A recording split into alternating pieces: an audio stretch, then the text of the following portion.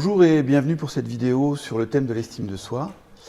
Pour ce thème de l'estime de soi, j'ai choisi d'interviewer Brigitte Penaud. Brigitte, bonjour. Bonjour Philippe. Alors la première chose que j'aimerais que tu nous définisses, tellement je vois de définitions différentes de cette notion, c'est qu'est-ce que c'est que l'estime de soi et peut-être avec quoi d'autre nous pouvons le confondre parfois. Eh bien, l'estime de soi, donc, c'est une comparaison, une évaluation, un jugement, en fait, que l'on fait sur la valeur que l'on se donne en tant qu'individu.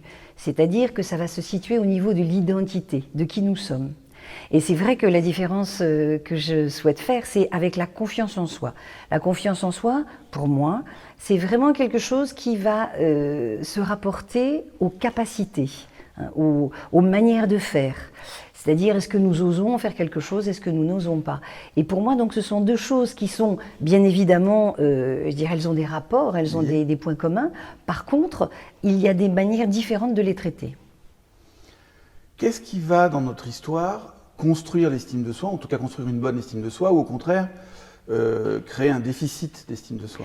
Eh bien, ce qui va être bon pour l'estime de soi, ce sont tous les messages positifs que l'on va recevoir. Ce sont des messages constructifs de la part des parents, de la part des tiers. Ce sont des messages qui vont nous permettre de créer notre individuation.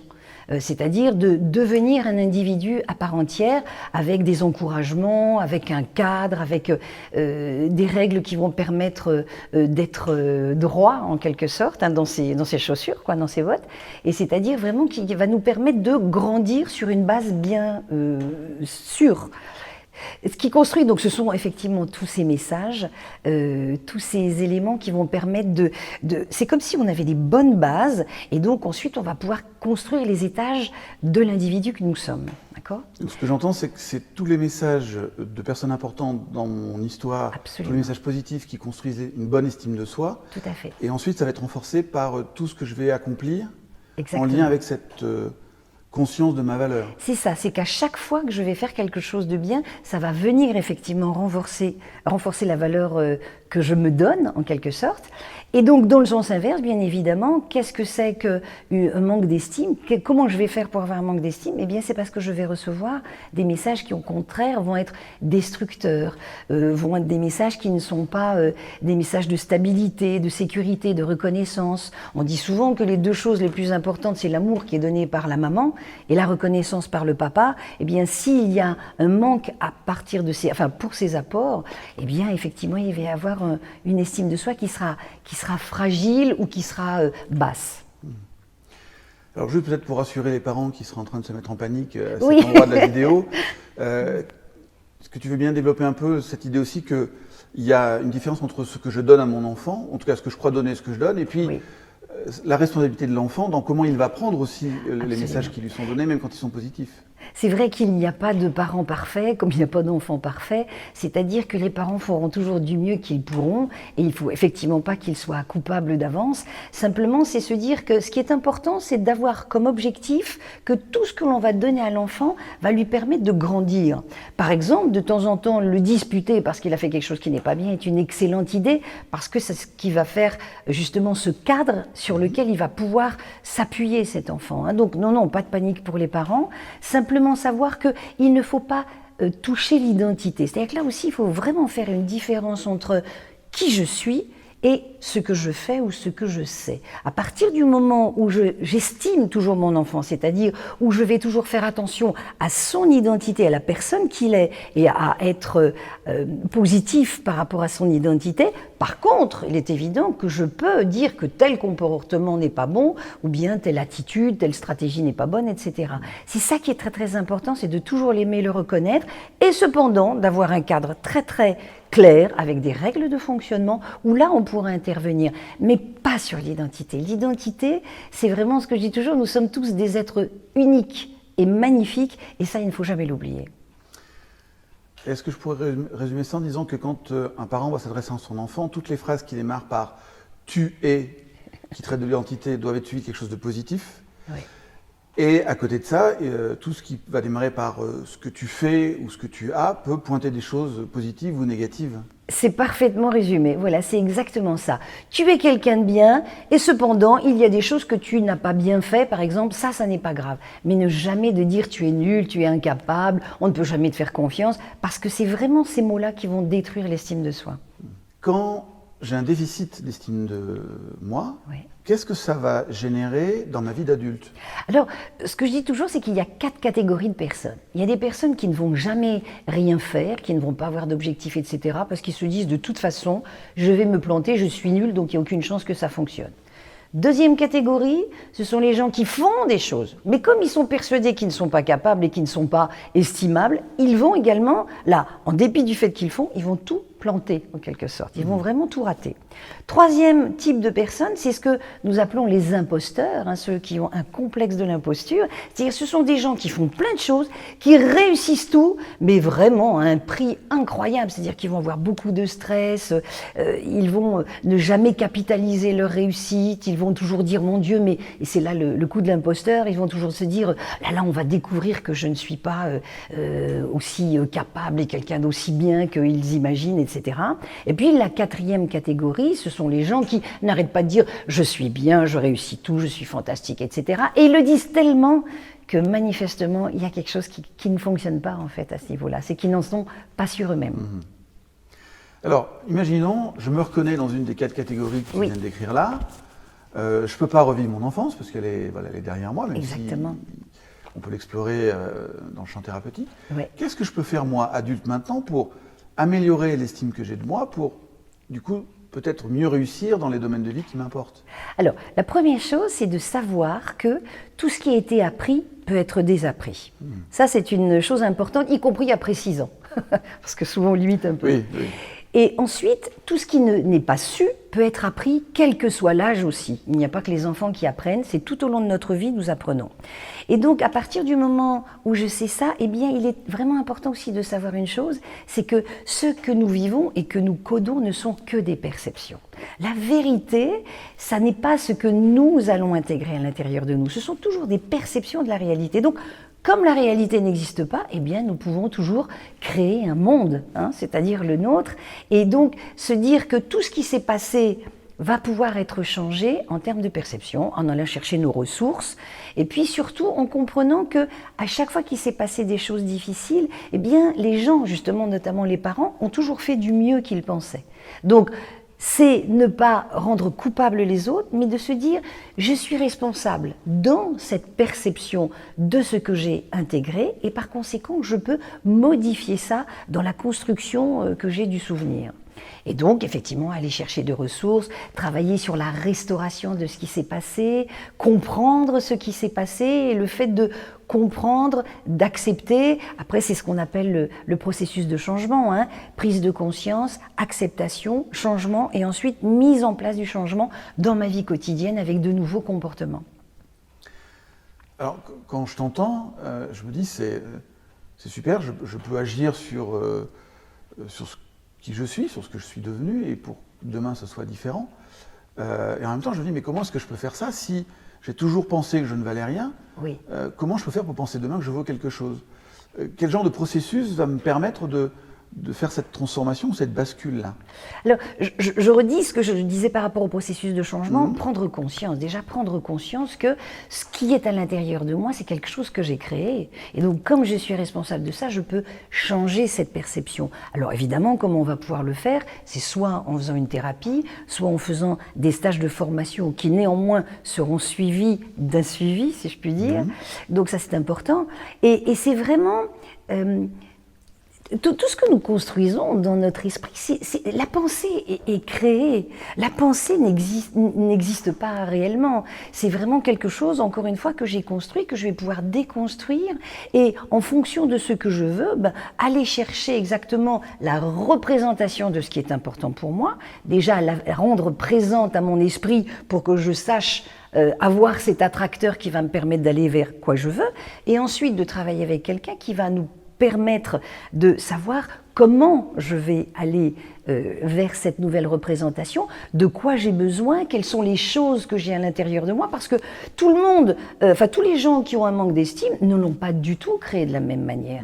Donc c'est ça qui va être important, c'est de savoir comment je l'ai créé, comment je peux changer la perception de ce qui est arrivé, et puis aussi laisser ça derrière et être dans le présent à construire quelque chose pour mon futur, et effectivement en mettant au musée, si je puis dire, tous ces souvenirs négatifs, et de construire moi-même ce dont j'ai besoin pour être et pour pouvoir avancer et faire ce que je veux et atteindre mes objectifs. Alors, il y a un proverbe qui dit je ne peux rien sur ce qu'on a fait de moi, je peux tout sur ce que j'en ferai demain. Oui. Et j'imagine qu'il y a plein de manières de développer, de renforcer l'estime de soi. Ce que j'aimerais, c'est que tu nous dises comment toi tu t'y prends. Quelle est ta démarche à toi quand quelqu'un vient te voir en disant voilà, moi je voudrais développer l'estime que j'ai de moi-même. Donc, effectivement, déjà, la première chose, c'est bien définir ce que c'est que l'estime pour que la personne sache de quoi l'on parle. Hein. Ensuite, je reprends mon processus pour être sûr de ne pas oublier un point. Ensuite, qu'est-ce qui fait dire à la personne qu'elle en manque? Ou bien qu'est-ce que moi j'entends dans ce qu'elle me dit qui le prouve? Ensuite, c'est comment est-ce que la personne l'a créé dans son esprit? Parce que là, comme je le disais tout à l'heure, c'est vraiment une construction, c'est ma pensée, mes croyances qui vont faire ça. Ensuite, d'où ça vient, hein, parce que quelquefois ça peut être les parents, comme je disais tout à l'heure, ça peut être d'un oncle, ça peut être d'un professeur, ça peut être d'autres personnes. De la personne elle-même qui a mal encodé quelque chose qui s'est passé. Exactement, c'est cette fameuse perception, je vis quelque chose où il n'y a aucun problème de l'autre côté, mais moi je le code comme étant un problème. Hein. Donc tout ça a pour objectif d'avoir une vision plus objective de soi. Et non pas la position de victime notamment. Ça, c'est souvent ça. Si je reste dans mon rôle de victime, là, je suis fichu parce que je dis c'est de la faute des autres, ils sont méchants et je ne vais pas m'en sortir. Mais quand je suis plus objectif et que je dis c'est ma responsabilité, alors on va pouvoir avancer. Ensuite, donc, on va accéder aux propres ressources de la personne, sachant que nous avons tout ce qu'il nous faut à l'intérieur de nous, mais de temps en temps, c'est juste refaire un peu d'électricité en quelque sorte. Ce point-là, pour moi, il est important, c'est vraiment que nous entendions que travailler l'estime de soi, c'est pas aller chercher des ressources extérieures qu'on va mettre à l'intérieur, c'est prendre conscience qu'elles sont là. Absolument, c'est fondamental. C'est nous avons tout à l'intérieur de nous. Nous sommes déjà complets. Exactement. Nous ne le savons pas. Voilà, c'est ça. Nous ne savons pas où nous luttons contre, quoi, parce que nous avons un intérêt à être mal aussi. Hein. Je repars avec cette histoire de la victime. Et donc tout ce qui va être important, c'est de savoir quel est notre objectif. Quel est notre objectif? C'est quoi avoir de l'estime? Qui je veux être? Quelles valeurs je veux me donner? Et quels sont les objectifs que je vais me fixer? C'est aussi cette idée de connaître nos rôles, nos fonctions. Hein. C'est-à-dire que, par exemple, je suis une maman, je suis une sœur, je suis une mère, etc., etc. Donc, ça va être important aussi de savoir quels sont mes personas. Pourquoi? Parce que toutes mes personas sont bonnes. Et ces personas, ces rôles identitaires vont pouvoir venir renforcer, tout le côté positif de ces rôles, vont venir renforcer mon identité. Toujours avec avoir de la valeur de l'identité, de l'estime. Ces différents rôles dont tu parles, est-ce que ça peut aussi vouloir dire qu'il y a peut-être des rôles dans lesquels l'estime que j'ai de moi-même est largement suffisante pour ce que j'ai à gérer, oui. Et qu'à d'autres endroits, j'en manque cruellement pour faire ce que j'ai à faire? Tout à fait. On peut par exemple avoir des personnes qui ont une estime d'eux-mêmes lorsqu'ils sont dans leur travail, et puis par contre, lorsqu'ils sont dans leur vie privée, sont un petit peu perdus. Alors ça peut être aussi un petit mélange de confiance en soi et d'estime. Bon, je ne vais pas aller plus loin dans cette différence, mais en tout cas, effectivement, je peux avoir des comportements, des croyances, des valeurs différentes selon le contexte, et par conséquent, effectivement, quelquefois, juste aller chercher les ressources que j'ai dans le domaine où je réussis pour les mettre dans le domaine où j'ai besoin de ces ressources. Alors, aussi, une chose est importante, c'est que parfois, il va falloir qu'on passe par un travail de deuil, c'est-à-dire qu'il y a des choses auxquelles je reste accrochée et il va falloir que je les lâche. Ou de temps en temps, il va falloir que je fasse face à un agresseur, c'est-à-dire que quand j'étais jeune, j'ai eu des agressions et c'est à cause de ça que je n'arrive pas à avoir d'estime de moi. Donc, il va y avoir vraiment un travail tout à fait spécifique en fonction de la personne qui va me permettre de vraiment de construire un peu comme si je refaisais les bases d'un bâtiment et puis je refaisais le mur correctement avec de bons ingrédients et une bonne manière de faire. Je pense à ceux qui pourraient se reconnaître dans enfant, j'étais face à un agresseur et c'est ça qui a altéré l'estime que j'ai de moi-même. Oui. Le travail qui va être fait face à l'agresseur est un travail symbolique. Oui, bien entendu, bien évidemment. Encore une fois, c'est possible ce travail symbolique. Pourquoi? Parce que ce que je vais intégrer, en fait, notamment au niveau de ma pensée, encore une fois, c'est une structure. Et donc, je ne vais pas forcément retenir le contenu, mais dès que je vais revivre une situation dont la structure était la même que lorsque je me suis fait agresser bien plus avant, eh bien, je vais réagir de la même manière, comme si je continuais, en fait, à apporter une solution ou une réaction à quelque chose que j'ai vécu bien plus avant. C'est pourquoi de temps en temps, dans notre vie d'adulte, on va par exemple être dans une grande colère ou une grande tristesse, alors que la situation ne s'y prête pas. Mais c'est comme si c'est notre réponse par rapport à quelque chose que l'on a vécu très longtemps avant.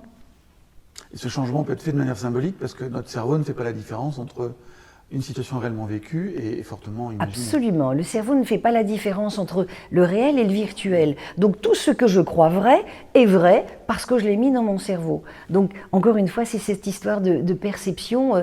Nous n'avons pas une perception de la réalité, nous avons la perception d'une seule réalité, la nôtre. D'accord.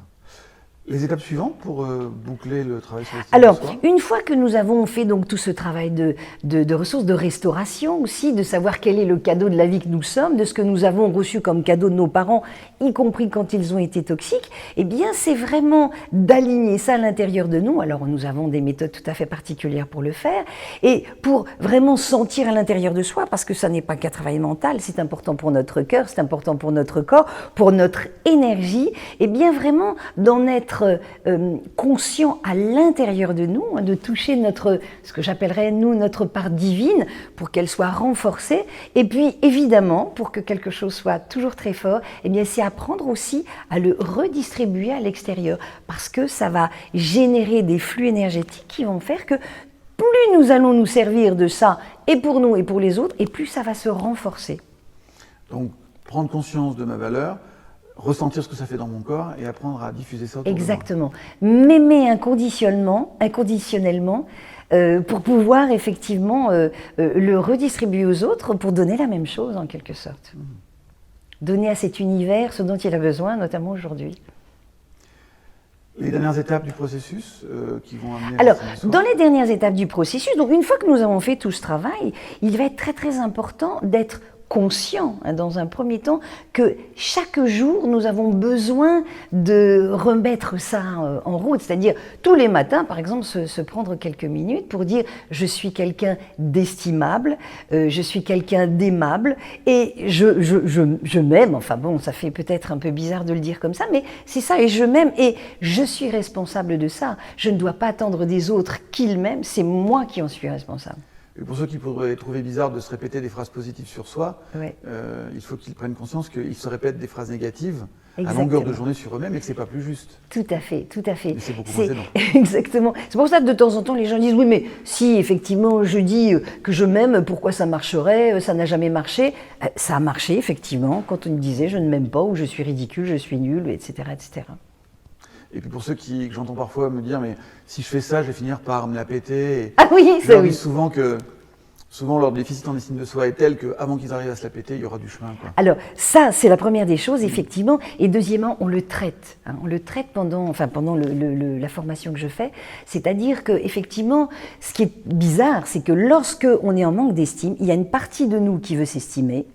Et là, il y a des avantages et des inconvénients. Et il y a une partie de nous-mêmes qui a intérêt finalement à ne pas s'estimer. Et là aussi, il y a des avantages et des inconvénients. Donc ce que nous allons devoir faire, c'est prendre conscience de tout ça pour remettre de l'harmonie en fait dans toutes ces parties et dire, il est des moments où j'ai vraiment envie de m'estimer et c'est fondamental parce que c'est mon identité et quelque part je dois toujours m'estimer. Par contre, je ne suis pas obligée de toujours estimer mes comportements et donc je dois garder cette liberté à l'intérieur de moi de dire ça c'est ok et là c'est pas ok. Donc je garde la liberté d'être et de m'aimer lorsque c'est ok pour moi, d'être juste, d'avoir ma juste autorité. Pour les personnes qui se reconnaissent dans ce que tu viens de décrire sur l'estime de soi et les déficits d'estime de soi, qui voudraient aller un petit peu plus loin, je veux dire avant de commencer soit un travail individuel, soit un travail en groupe, quelles seraient les lectures que tu pourrais leur proposer ?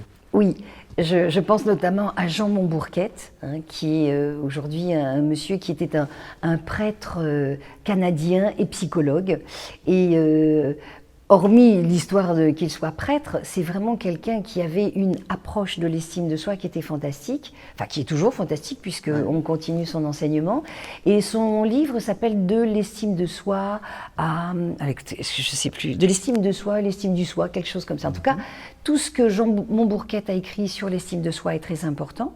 Alors bien sûr, il y a d'autres livres, je pense à celui de Josiane de Saint-Paul, qui est intéressant également, et puis il y en a pas mal. Mais vraiment celui que je préfère, parce qu'il est à la fois facile à lire et il y a beaucoup d'exercices à faire qui sont simples à faire, c'est effectivement celui de Jean Montbourquette. Merci Brigitte pour toutes ces informations. Merci à toi Philippe. Et puis je vous invite à restaurer, voire à développer encore davantage l'estime que vous pouvez avoir de vous-même pour vous rendre la vie plus belle. À très bientôt. Au revoir.